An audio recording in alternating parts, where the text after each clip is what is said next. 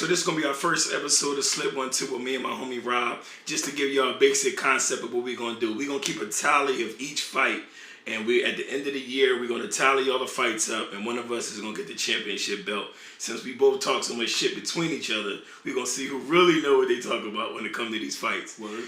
Right. So it's going to be a little competitive. It's going to be fun. Hopefully you guys join in, really take a note, and really pay attention to what we got going on. What you think?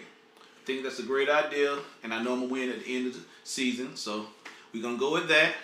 And my man here is going to lose. So, because he knows nothing, absolutely nothing about boxing. Yeah, we'll see. Let's get it.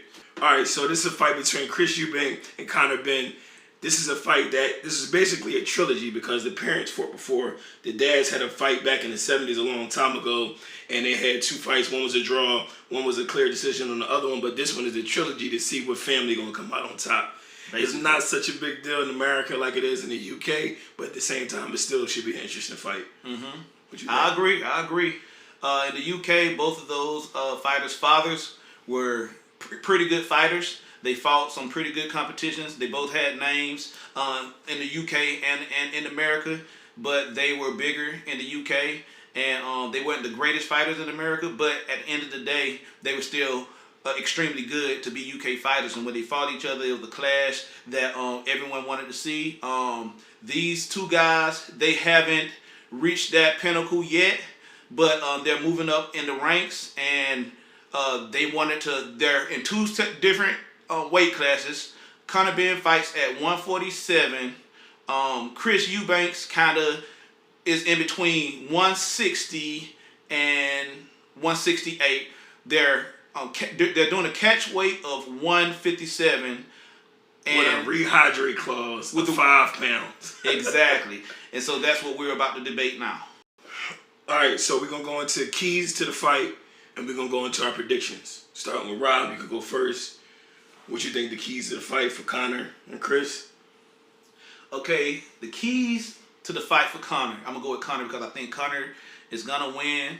I think he's the better boxer, and I think if he boxes Chris Eubank, I think he has better movement, and that's the main key for him. He has to box and not try to go for a knockout or anything. I know he's making him drop a lower weight, but at the end of the day, I think Chris Eubanks is a lot to take.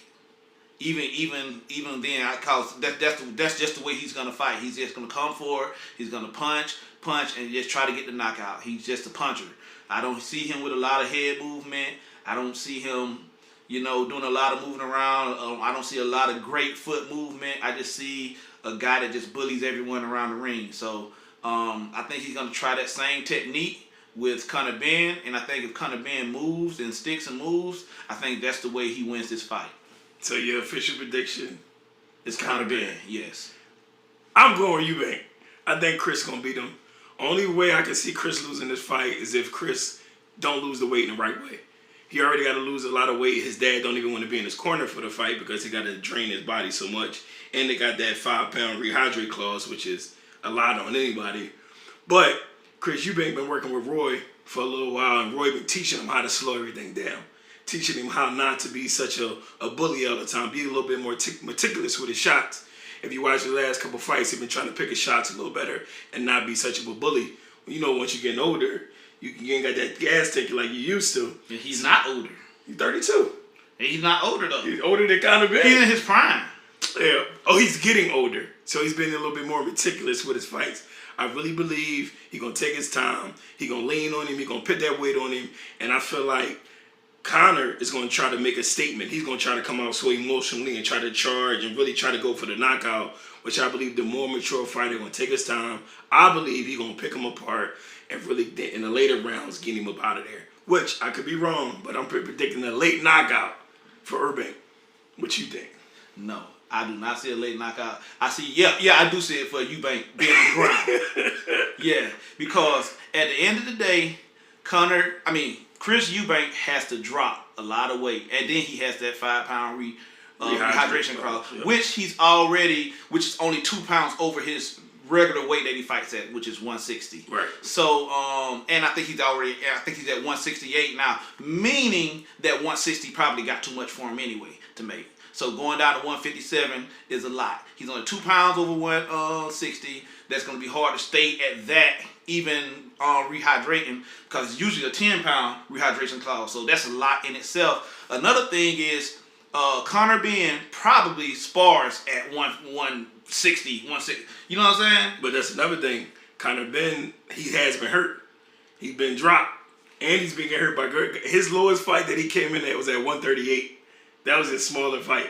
And typically, is this going to be like a Pacquiao Margarito? Is this going to be like an Earl Spitz? Terence Crawford. No. It's not going to be, because if you watch Conor Benn is still a better boxer. He still has better movement. Oscar was a better fighter than Bernard at the time. He was outpointing shit out of Bernard until Bernard caught him.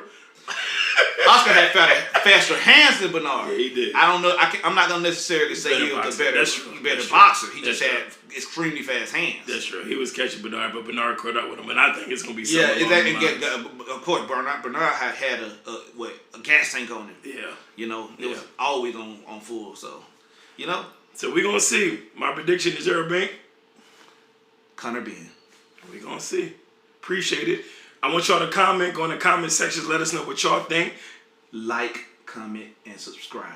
Let us know what you think about the video. How can we improve on our content? Again, this is our first podcast. We coming to y'all just for y'all. We doing something that we love and we enjoy. Hopefully y'all like it and enjoy it like we do. But don't forget to comment. Let us know what y'all think and about our breakdown and our prediction. And we're going to keep scoring. We're going to keep a tally on everything we do. You with it? Let's get it.